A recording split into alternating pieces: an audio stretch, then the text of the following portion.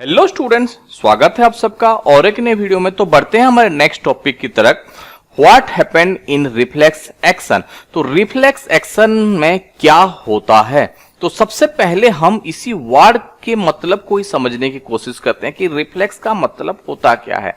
अगर सिंपली इसी वर्ड का मतलब देखा जाए तो वो क्या होता है, सडन एक्शन। तो हमारा बॉडी कभी भी एक ऐसा सिचुएशन आता है और उसके रेस्पॉन्स में अगर हम सडनली कुछ एक्शन परफॉर्म किए तो उसी को ही क्या कहा जाता है बच्चों, रिफ्लेक्स एक्शन बोल के कहा जाता है। तो बात आता है कि हमारा बॉडी इस तरह का सडन एक्शन कब शो करता है।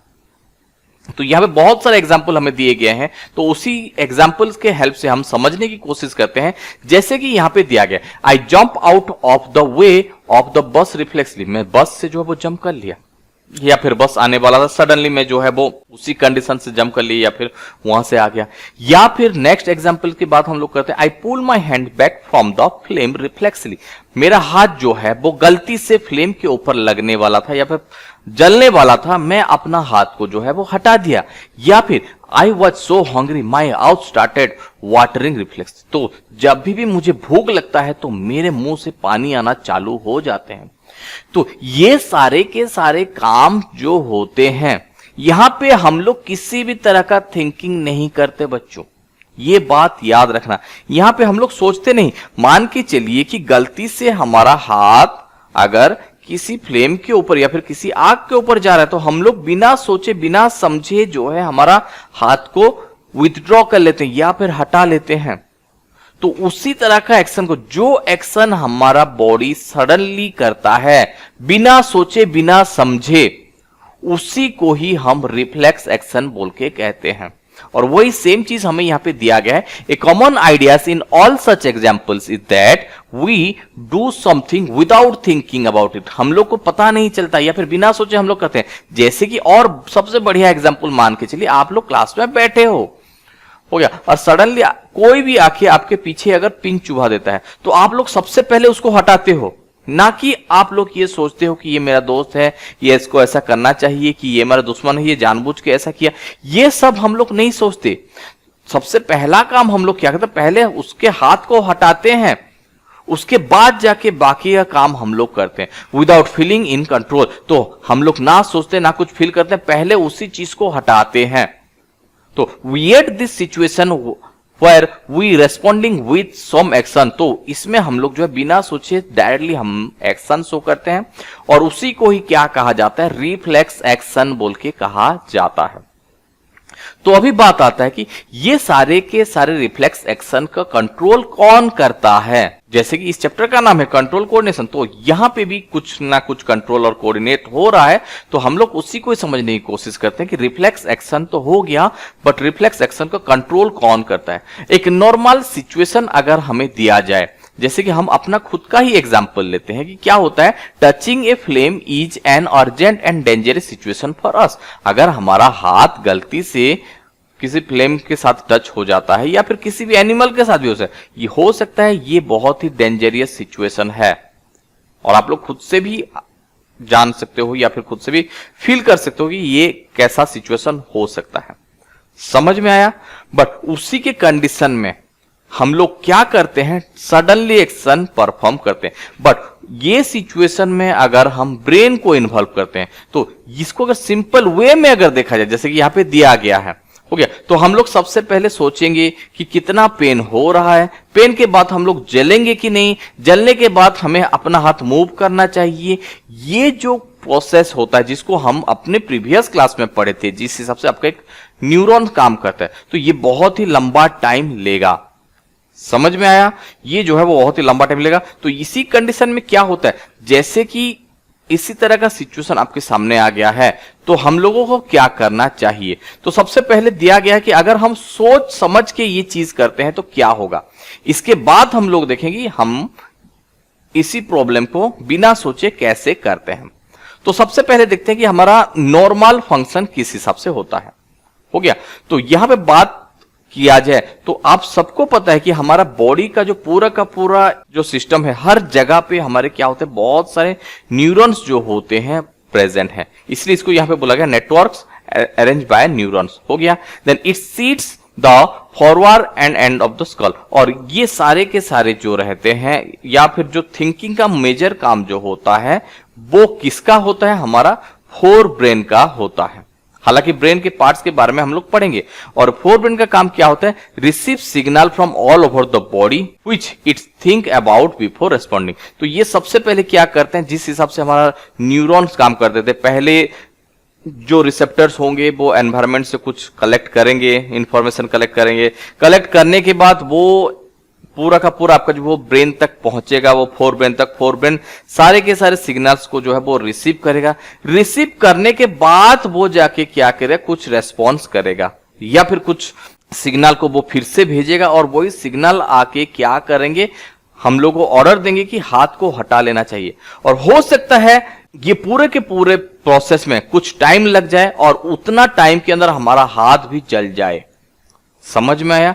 क्योंकि इसमें जो है वो ब्रेन का इन्वॉल्वमेंट हो रहा है। ब्रेन का इन्वॉल्वमेंट होने के बाद ये बहुत ही टाइम लेता है और उसी टाइम पे हमारा हाथ पूरा का पूरा जो है वो जलने का चांसेस रहता है। तो उसी टाइम पे हम लोग क्या करेंगे, और उसी टाइम पे जो एक्शन परफॉर्म किया जाता है हमारे बॉडी के हेल्प से, तो वो होता है आपका रिफ्लेक्स एक्शन। और ये पूरा का पूरा कैसे होता है देखते हैं। तो यहां पे मेजर से ज्यादा टाइम लॉस कहां पे हो रहा है, एक बात जो है आप यहां पे समझने की कोशिश करो। सबसे पहले कुछ भी हमारे एनवायरनमेंट में चेंज हुआ, जिसको हम लोग स्टिमुली बोल के कहते हैं। कुछ भी अगर हमारे एनवायरनमेंट में चेंज हुआ तो स्टिमुली को रिसीव करेंगे जितने भी रिसेप्टर होते हैं, हो गया, जितने भी रिसेप्टर्स होते हैं इसको रिसीव करेंगे। रिसेप्टर से ये जाएगा आपका न्यूरॉन में, न्यूरॉन ये सारे के सारे स्टिमुली को लेके कहां पे आएगा, हमारा ब्रेन में, हो गया। और ब्रेन फिर से जो है वो सिग्नल पास करेगा कहां पे, हमारे मसल में, हो गया, मसल सेल या फिर जो इफेक्टर साइट होता है वहां पे। तो ये जो पूरा का पूरा एक लंबा प्रोसेस जो होता है, तो इसी को कम करने के लिए हम जो एक्शन परफॉर्म करते हैं उसी को रिफ्लेक्स एक्शन कहा जाता है। तो हम लोग इसको कैसे परफॉर्म करेंगे या फिर हमारा बॉडी जो है इसको कैसे परफॉर्म करता है, हम इसको देखते हैं। तो how does the design of the body solve this problem. तो हमारा बॉडी जो होता है ये इसको कैसे सॉल्व करता है। Rather than having to think about the sensation of heat, हो गया, if the nerve that detects heat were to be connected to nerves that move muscle in a simpler way, the process of detecting signal or input and responding it by an output action might be completed quickly। तो यहां पे बोला गया है हम लोग अगर thinking parts को हटा देते हैं, मान के चलिए कि अगर पूरा का पूरा जो रहता है, जो इंफॉर्मेशन जो होता है वो ब्रेन तक जा रहा है, ब्रेन सोच रहा है, उसके बाद जाके हमारे पास आ रहा है, अगर इसी पार्ट्स को हम निकाल देते हैं तो क्या हो जाएगा, तो ये जो प्रोसेस है बहुत जल्दी से जल्दी जो है वो ट्रांसफर हो जाएगा या फिर कंप्लीट क्विकली। ये पूरा का पूरा प्रोसेस जो होता है वो कंप्लीट हो जाएगा बहुत ही कम से कम टाइम में। जैसे कि यहाँ पे एक डायग्राम दिया गया है, हम लोग समझने की कोशिश करते हैं।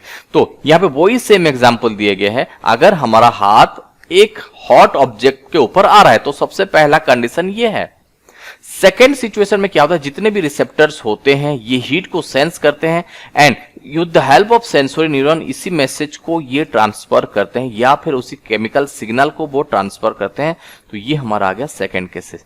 थर्ड केसेस, ये सारे के सारे न्यूरॉन्स जो होते हैं वो कहां पे जुड़े हुए रहते हैं, ये जुड़े हुए रहते हैं आपका स्पाइनल कॉर्ड में, हो गया। देन स्पाइनल कॉर्ड से ये मैसेज डायरेक्टली जाता है या फिर जो इलेक्ट्रिकल इंपल्स जाता है आपका ब्रेन तक, मैसेज टू द ब्रेन यहां पे लिखा गया है।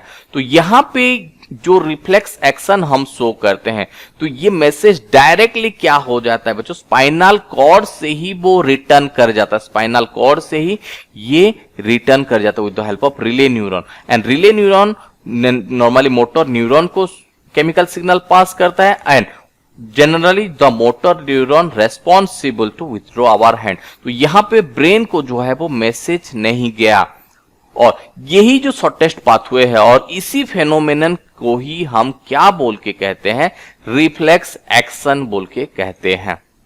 समझ में आया? तो उसी चीज को ही हम लोग यहां पे समझने की कोशिश करते हैं। जो कुछ भी मैं अभी आपको बताया ये सब यहां पे पूरा का पूरा इसी लाइन में ही आपको दिया गया है। तो क्या दिया गया देखते हैं। तो प्रोसेस ऑफ डिटेक्टिंग सिग्नल हो गया, पहले सिग्नल जो है वो डिटेक्ट होगा और the input and responding it to by an output, तो रेस्पॉन्ड करने से आउटपुट तक हो गया। Action might be complete critical, क्योंकि अगर हम ब्रेन को इन्वॉल्व करते हैं या फिर थिंकिंग सेंसेशन को अगर इन्वॉल्व करते हैं हो गया, तो ये जो है एक लंबा प्रोसेस हो रहा है। तो हमें ये थिंकिंग पार्ट को हटा देंगे तो ये पूरा का पूरा प्रोसेस जो रहता है वो जल्दी से जल्दी खत्म हो जाएगा। Such a connection is commonly called reflex arc, तो इसी को ही आपका क्या कहा है, रिफ्लेक्स आर्क। ये जो पाथवे में हुआ, जो शॉर्टेस्ट पाथवे में हुआ, उसी को ही रिफ्लेक्स आर्क बोल के कहते हैं। समझ में? सडन एक्शन जो परफॉर्म करते हैं उसको रिफ्लेक्स एक्शन, और ये जो शॉर्टेस्ट पाथवे में हुआ इसी पाथवे को हम लोग क्या बोल के कहते हैं, रिफ्लेक्स आर्क बोल के कहते हैं। और बहुत बार इसी रिफ्लेक्स आर्क से आपको क्वेश्चन पूछा जाता है। तो एक बार हम लोग देखते हैं कि रिफ्लेक्स आर्क होता क्या है। तो सबसे पहले हमारे एनवायरनमेंट में क्या हुआ, कुछ ना कुछ चेंज हुआ, जिसको हम लोग क्या बोल के कहते हैं, स्टिमुली या फिर स्टिमुलस बोल के कहते हैं। स्टिमुलस हो गया या फिर स्टिमुली। स्टिमुली को रिसीव कौन किया, रिसीव किया हमारे जितने भी रिसेप्टर्स होते हैं, जितने भी रिसेप्टर्स होते हैं इसको रिसीव किए। रिसीव करने के बाद ये क्या हो जाता है, आपका जो सेंसोरी न्यूरॉन्स होते हैं, जो सेंसोरी न्यूरॉन ये जो है कहां तक लेके जाते हैं, आपका सीएनए के कुछ पार्ट्स तक, या फिर हम लोग बोल सकते हैं आपका स्पाइनल कॉर्ड तक, स्पाइनल कॉर्ड तक। और यहां से ही ये सिग्नल जो है वो ट्रांसफर हो जाता है कहां पे, with the help of motor neuron, with the help of motor neuron, और फाइनली जो है वो पहुंच जाता है कहां पे, इफेक्टर साइड पे, इफेक्टर साइड तक पहुंचता है। और हम लोग क्या करते हैं, आपका रेस्पॉन्स करते हैं। हो गया। और इसी को ही क्या कहा जाता है, जो शॉर्टेस्ट पाथ जो हमें देखने के लिए मिला, इसी को ही हम क्या बोल के कहते हैं, रिफ्लेक्स आर्क बोल के कहते हैं।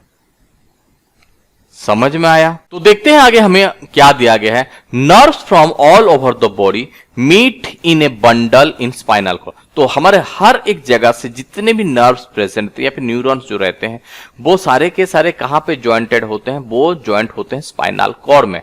On their way to brain, brain से पहुंचने से पहले वो सारे के सारे जो रहते हैं वो स्पाइनल कॉर्ड में कनेक्टेड होते हैं। Reflex arc from in this spinal cord, तो रिफ्लेक्स आर्क जो रहता है वो कहां पे, हमारा स्पाइनल कॉर्ड में फॉर्म होता है।